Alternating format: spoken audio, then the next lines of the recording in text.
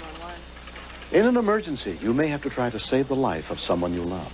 I'm William Shatner. Tonight, true stories of men, women, and children with the courage and willingness to get involved on Rescue 911.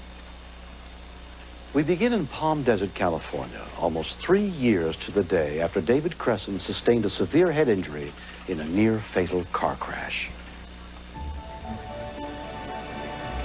Kimberly has picked up David's handicap very well. She's like his second mind, and she never turns that off. They have this special relationship that she's her dad's shadow when I'm not here. Watch your step.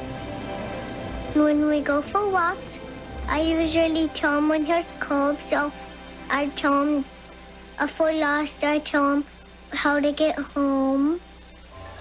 On the afternoon of October 17th, 1990, David had picked up his 5-year-old daughter, Kimberly, from the bus stop and was looking after her. My dad, he was washing the dishes, and I was cuddling. Daddy, can I have a drink of water? Daddy? Can I have some water? Daddy, what's wrong? When I saw my daddy, I was real scared, so I called 911. The call came in to Riverside County Dispatcher Dan Klein. Emergency. My dad just fell down on the tile. What? My dad just fell down on the tile. Your dad fell down? Yeah, on the tile. Is he hurt? I don't know. Okay, can your daddy talk to you? No. He can't? Did he ask you to call for help? No. I recognized immediately it was a young child, and I could hear the emotion in it. She was on the verge of tears. I felt right away that this was a serious call. Okay, are you all by yourself? Yes. What's your name? Kimberly Cresson. Kimberly? Okay, Kimberly, we're going to send you help right away, okay? Now, I want you to stay on the phone with me, all right? All right. How old are you, Kimberly? 5. You're 5? I got a babysitter. She just lives around the corner. But the babysitter's not with you? No. She's only 5 years old. She was alone. I guess her whole world had crashed down on her right then, and there was nobody to turn to except the telephone. When we continue. It was one of those unique calls that tells you that you may not be able to save this patient. He's just sleeping there.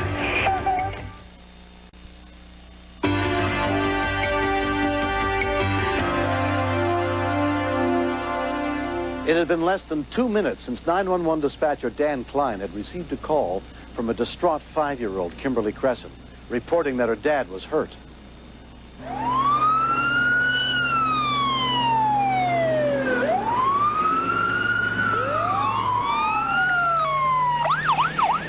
We had very little to go by. All we were able to get at that point of time from the little girl was that her father collapsed and she did not know what was wrong with him. It was one of those unique calls where you get this sixth sense that tells you that you may not be able to save this patient. We're sending you help. Is there any blood coming from your daddy's head? No. But he's not, but he's sleeping? Yeah. He's just sleeping there. Okay. Can you see your daddy right now? Yeah. And he's still laying there? Okay. Can you tell me, is he laying on his back? Yes. And he's looking up at the roof? No. He's wiggling his head. He's wiggling his head? Are his eyes open? I'm gonna go see. Okay. The very first impression I had was that it was a heart attack, and my questions to Kimberly were directed at trying to establish the father's level of consciousness. Yes. His eyes are open? Okay, I want you to tell him that the fire department is coming to help. Wait, but he won't talk back. Bubbles are coming out of his mouth. Something's coming out of his mouth? No, bubbles are. Bubbles are? Her description gave me almost a photograph of what was taking place when she told me that his stomach was wiggling and that there were bubbles coming out of his mouth. That certainly isn't a sign of normal breathing. So I knew based upon that we had a serious problem at that point. Can you just tell him in his ear, say, Daddy, the firemen are coming to help? And he'll hear you, but he may not be able to talk. All right. Go tell him that. All right.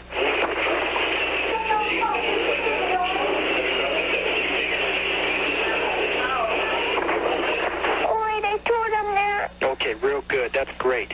Now, can you tell if he's breathing? Can you... Yes, stomach's wiggling. That's good. We're happy about that. He must have just hurt his head really bad. Okay. Is there anybody else there with you now? I thought I could hear another voice. Nope. What's that, honey?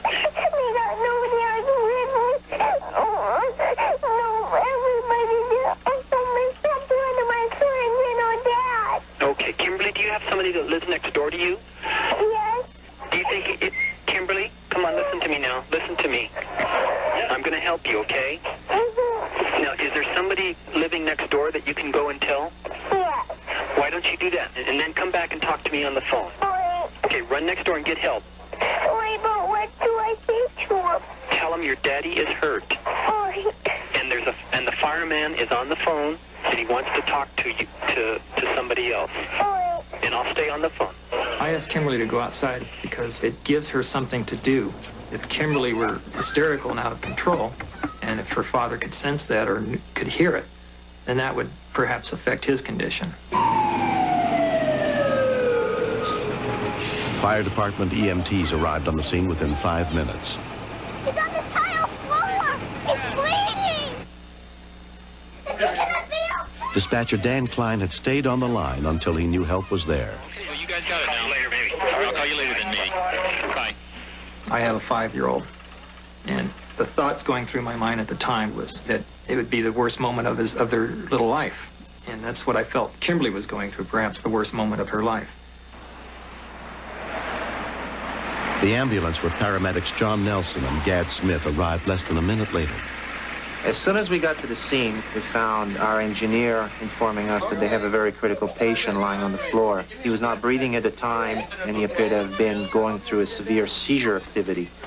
Even for us as paramedics, it's a very traumatic experience to visualize. It's something that tells you that you are dealing with a victim that is in dire need of immediate intervention. Hi, what's your name? Kimberly, I want you to step back over here, okay? We try to find out where her mom worked. Perhaps the mother could give us some valuable medical information about this man's condition. Kimberly told John how to reach her mother. I always thought that I would never, ever forgive myself if anything happened to either one of them. So when he called me and I heard Kimberly crying in the background and he said that there had been an accident, I was really scared.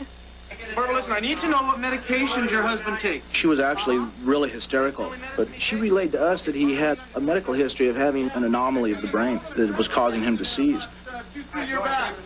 Once an individual starts having some kind of a bleeding or an aneurysm that might have ruptured in his brain, the clock is ticking. Time is against our side. On the way home, I was really scared. The neurosurgeon had told me that if he ever hit his head hard, that he would not survive. 1, 2, 3, 4. All right, go ahead, get on my way. We gave him medication to try to stop the seizure, but he wasn't responding to it. And rapid transport was definitely in order, but we had a little girl to deal with, too. We couldn't leave the little girl at home. Kimberly, listen, I want you to come in here with me, okay? And I want you to sit in this chair. Okay. Get him over. Try to pull it out just a little bit, okay? I ran in the house and we just kind of hugged each other, and Kimberly said, "Mommy, I don't want my daddy to die. I did the best I could." We had problems maintaining his airway, and he wasn't responding to our drugs. He needed the drugs that a hospital could give. That's when we realized that, we got to get this guy hooking and booking.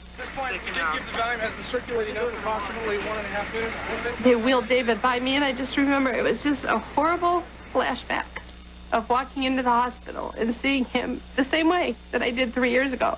And I just remember looking at him thinking, I'm not going to live through this again. I can't. When he arrived to the hospital, he was completely unresponsive, and it wasn't clear whether or not it was just a seizure or some other reason for which he was not responding. I talked to the neurologist that night, and he explained to me that he had just suffered a grand mal seizure and that he was unconscious, but the vital signs were good. David Cresson was placed on a new medication to control his seizures and was released from the hospital after 4 days. Ready?